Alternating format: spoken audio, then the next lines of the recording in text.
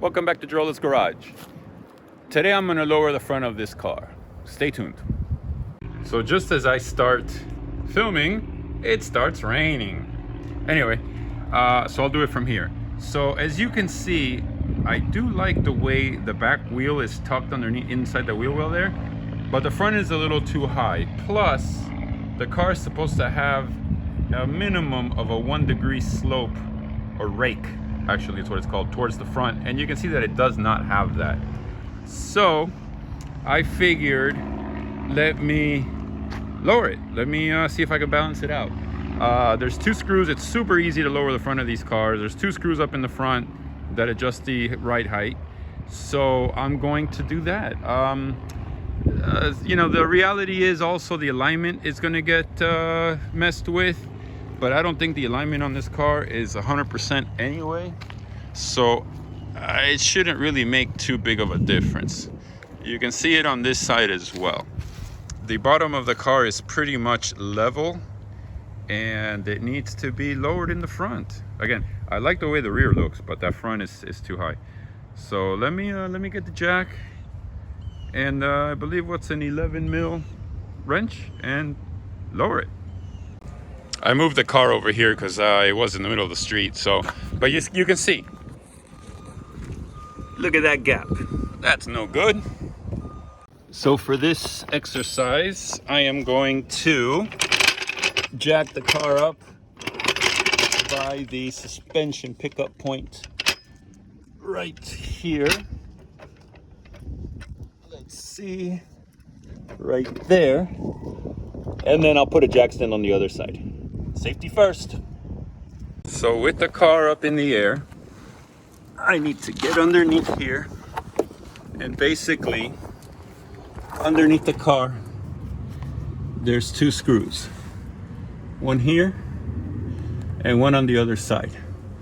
And what those do is there's a bolt up here. I mean, you can't see it now because of the glare, but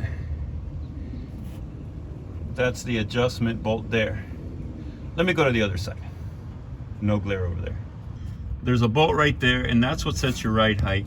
So to adjust the ride height, all you gotta do is loosen that guy right there. So that's an 11 mil.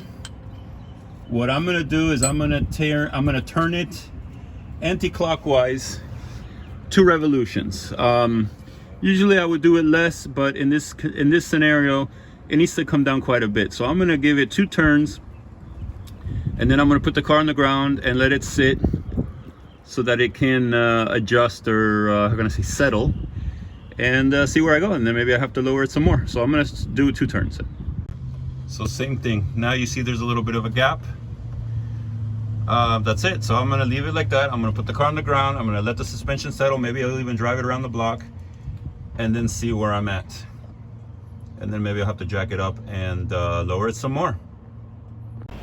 So that's what it's looking like after 2 turns of the screw and 1 spin around the block. It's a little better. Let's see this side. Yeah, at least now you can see it's got a little bit of a forward rake, which is what I'm looking for. I'm going to let it settle for a few minutes, and if anything I'll have to come back and maybe give it 1 more turn.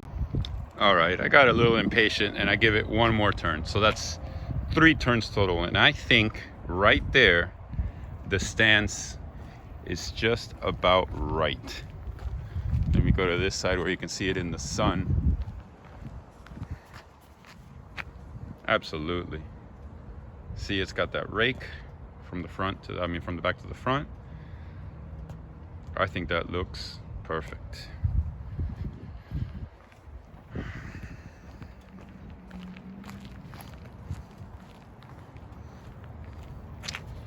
On the money. Car has been sitting all day, settling. I think that stance is just about right. Let's check out the other side. but I think it's perfect. It looks so much better. Yeah, the back was the front was way too high before. Now those front tires sit a little bit tucked in, not too much. The way these cars are designed anyway, the rear always looks like it's up higher because the wheel well is actually sits lower, I think like an inch lower than the front on these cars. So it always looks like that, but I think that's good. So that's it. You see how easy it was to lower the front of this car? 2 bolts, one on each side. You just have to turn them a little at a time until you get that right geometry. But remember, you have to let the car down, you have to let it settle. You can't just drop the car down on the ground off the jack and think, oh, it didn't go far enough, let me jack it up, do it more, because it will settle. Now, I drove the car up and down the street, I hit the brakes, I let that front squat, you know, just to kind of get it to position itself in its new geometry, and it looks good. It's got the right rake, that at least 1 degree that it needs. It's very important to these cars to have that rake, otherwise it just completely throws them off in all aspects of their performance. So it's very important that they have that little bit of rake, and now you can see it has it. Before it didn't have it.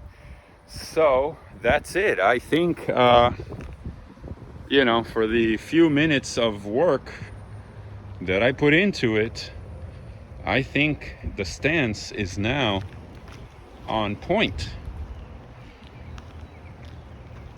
This side looks like maybe it could go down a little bit, but it still has that rake. Also, the car's kind of tilted because the street has you know, the street is tilted.